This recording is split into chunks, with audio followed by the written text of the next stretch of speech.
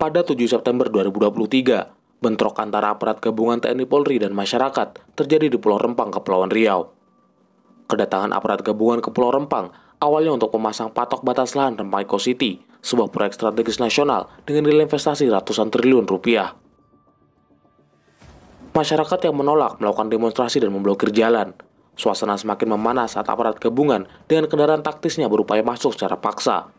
Warga yang mencoba menghalangi ditangkap, puluhan orang dan anak-anak mengalami luka akibat gas air mata yang dilepaskan oleh aparat. Konflik panas ini sebenarnya adalah cerita panjang penolakan warga atas pembangunan kawasan industri dan wisata di Pulau Rempang. Lantas, apa yang sebenarnya terjadi? Apa itu Rempang Eco City dan siapa saja elit yang bermain di belakangnya?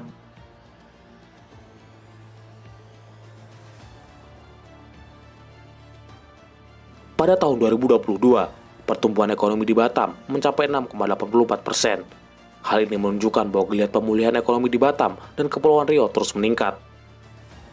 Pengembangan kawasan Eco City di Pulau Rempang melalui kerjasama antara BP Batam dan PT Makmur Elok Geraha menjadi salah satu cara pemerintah untuk membuka keran investasi dan peningkatan ekonomi. Secara sederhana, Pulau Rempang akan digarap menjadi kawasan industri, perdagangan hingga pariwisata terintegrasi. Pembangunan Rempang Eco City yang dilakukan di atas lahan seluas 17.000 hektar ditargetkan akan menarik investasi sebesar 381 triliun hingga 2080. Proyek ini pun sudah menjadi proyek strategis nasional sejak Agustus 2023 yang lalu. Rencana pengembangan Pulau Rempang sebenarnya punya riwayat yang panjang. Menteri Agraria, Kepala Badan Pertanahan Nasional, melalui surat keputusan nomor 9 tahun 1993 memberikan hak kepada Otorita Pengembangan Daerah Industri Pulau Batam untuk mengelola seluruh areal tanah yang terletak di Pulau Rempang, Pulau Galang, dan pulau-pulau lain di sekitarnya. Pada tahun 2001, pemerintah Kota Batam mulai menawarkan dan mengundang beberapa pengusaha nasional, termasuk Arta Geraha Group, induk dari PT Makmur Elok Geraha, serta sejumlah investor dari Malaysia dan Singapura untuk berperan aktif dalam pembangunan proyek kawasan Rempang.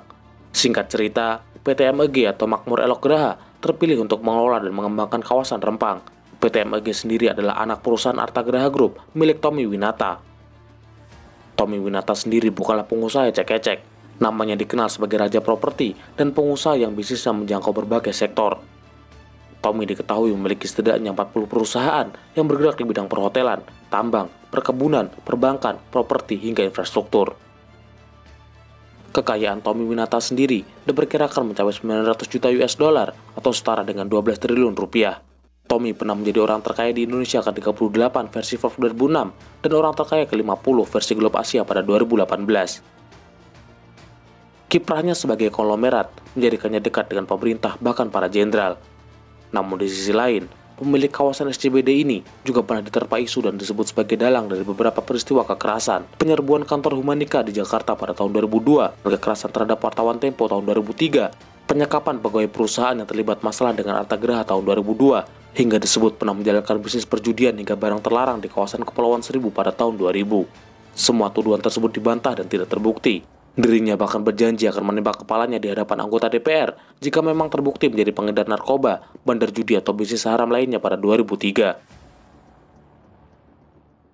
Surat DPRD Kota Batam bertanggal 17 Mei 2004 ini mengawali masuknya investasi perusahaan Tommy ke kawasan Pulau Rempang.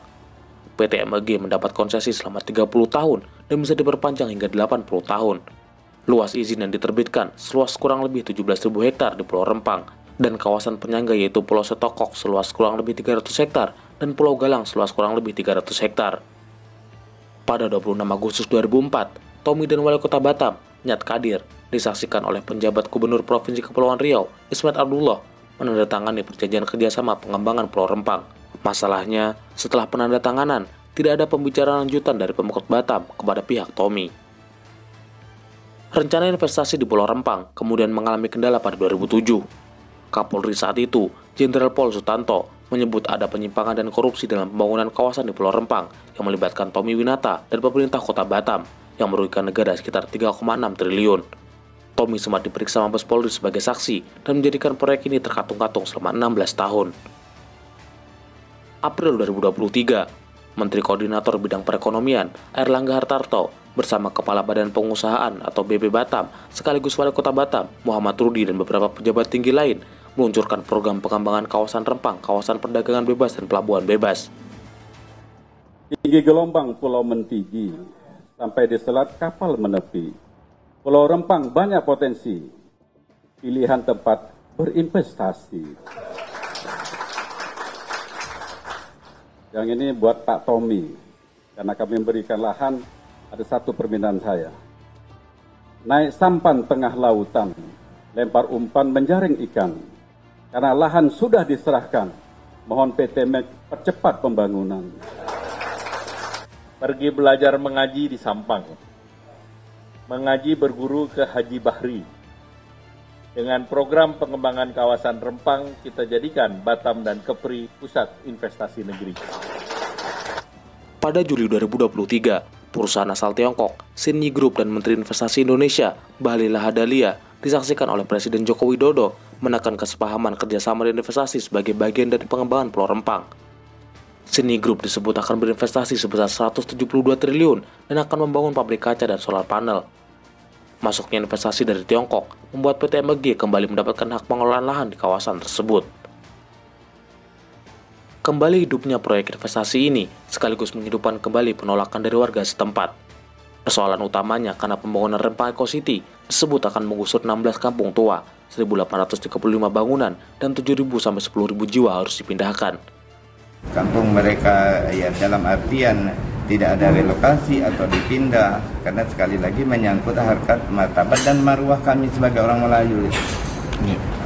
Bahwa hentikan dulu semua proses terkait pembangunan, karena masalah mendasar adalah penghormatan terhadap hak-hak masyarakat atas tanah itu sendiri, sebagaimana ditegaskan di dalam berbagai perundang-undangan, termasuk di dalam UUD 45. Kita akan mencari yang terbaik. Saya mengerti betul apa yang menjadi aspirasi rakyat, tapi mohon juga mengerti apa yang menjadi tujuan negara. Pak Wali dan Pak Gubernur ini sudah baik karena sudah ketemu sama saya. Maka biar tidak ada dusta di antara kita, saya datang hari ini dengan punya niat satu, mau baik. Karena itu kata orang bubar, perwakilan nanti akan ngomong dengan saya di dalam untuk kemudian kita mencari solusi yang terbaik. Warga Rempang menolak dipindahkan dan menolak kampungnya digusur. Berbagai penolakan, konflik dengan aparat, demonstrasi hingga surat yang dilayangkan tokoh masyarakat kepada Presiden menjadi upaya untuk penyelesaian masalah ini. Namun, masalah makin rumit ketika pemerintah menyebut hak pengelolaan lahannya telah diberikan kepada perusahaan secara sah pada 2004. Itu artinya, perusahaan yang mengelola, dalam kasus ini PT MEG milik Tommy, berwenang untuk melanjutkan proyeknya. Rempang itu sudah diberikan haknya oleh negara kepada sebuah perusahaan, entitas perusahaan, untuk digunakan dalam hak guna usaha. Penguasaan korporasi atas lahan dan keberadaan masyarakat yang mendiami lahan tersebut masih menjadi konflik yang belum terselesaikan. Warga menolak dipindahkan meskipun BP Batam telah menyiapkan ganti rugi seperti hunian baru dan biaya hidup tiap bulan. Mereka menganggap kampung-kampung mereka memiliki nilai historis dan budaya yang sangat penting. Selain itu, mereka yang kebanyakan petani dan nelayan takut kehilangan mata pencaharian. Tindakan represif yang dilakukan oleh aparat terhadap warga sudah seharusnya tak lagi dilakukan. Pemerintah setempat maupun pusat pun harus kembali mencari solusi yang tepat agar konflik agraria di Pulau Rempang bisa terselesaikan. Membangun Rempang dan rencana merelokasi warganya perlu adanya alasan dan pertimbangan yang matang. Sampai jumpa, salam Universe.